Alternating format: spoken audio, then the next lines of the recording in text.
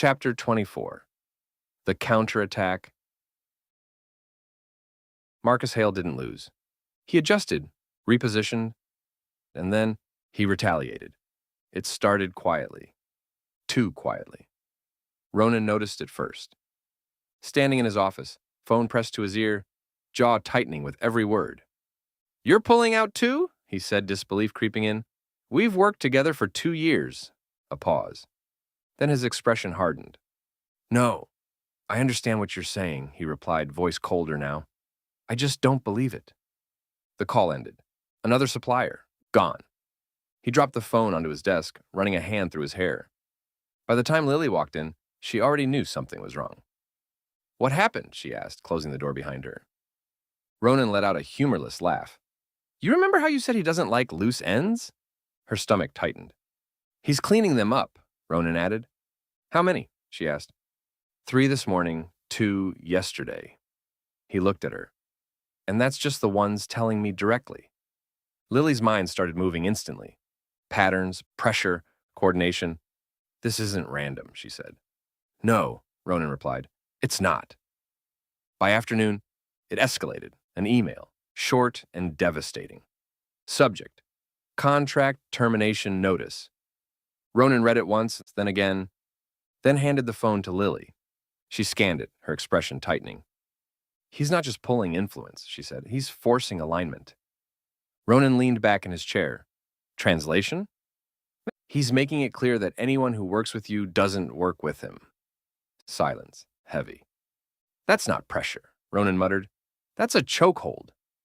Lilly didn't disagree. That night, the bar was quieter than usual. Not because of the hour, but because something felt off. Even the regulars seemed subdued, like tension had seeped into the walls. Ronan stood behind the counter, going through numbers that refused to add up in any direction that worked.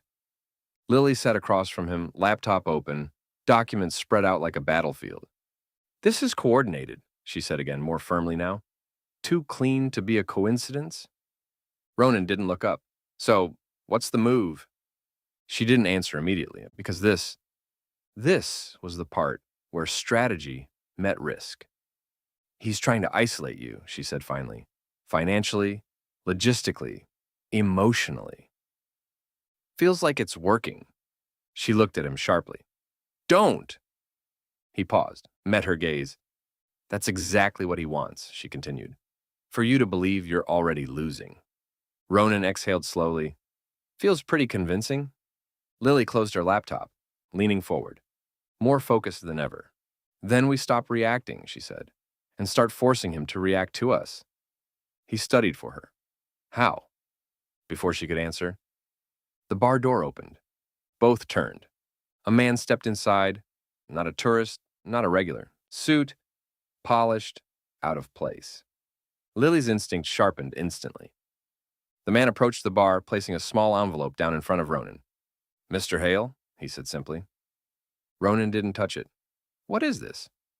"Consider it a message." Lilly stood slowly. "From Marcus?" she asked. The man didn't confirm, didn't deny. "Good evening," he said before turning and walking out. The door shut behind him. Silence. Ronan stared at the envelope as if it might explode. "Open it," Lilly said. He did.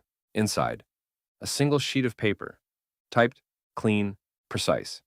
"You should have taken the deal. Now you don't get one." Ronan's jaw tightened, anger flashing sharply and immediately. Lily's reaction was colder, more dangerous, because this wasn't just business anymore. This was personal.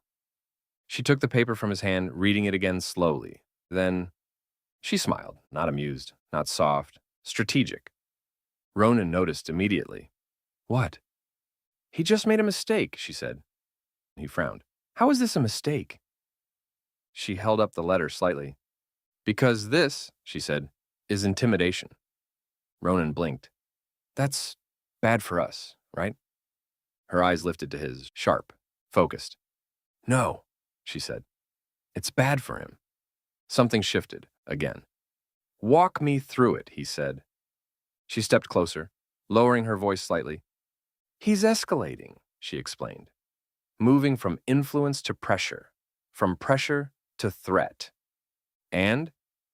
And courts don't like that, she said, especially when it connects back to existing evidence. Ronan's eyes flicked to the memory of the video, then back to her. You're saying, I'm saying he just strengthened our case, she finished. The realization hit, slow, then all at once.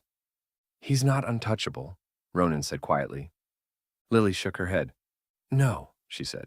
He just thinks he is. Ronan leaned back against the bar, looking at her like he was seeing her in a completely new light. You're enjoying this, he said. A small pause. Then, not the situation, she replied, but the strategy? Yes. That almost made him laugh. Almost. What happens now? He asked. Her expression didn't waver. Now, she said, we stop playing defense. She stepped closer, close enough that there was no distance left between them. We document everything, she continued. Every call, every withdrawal, every message. Her voice dropped slightly. And then, she said, we hit back. Ronan held her gaze. The fear was still there, the pressure, the weight, but underneath it now, something else was growing. Confidence. Together, he asked. Lilly didn't hesitate. Always. Outside, the island was quiet. But the war had officially begun, and Marcus Hale, having just stepped into a fight he didn't fully understand,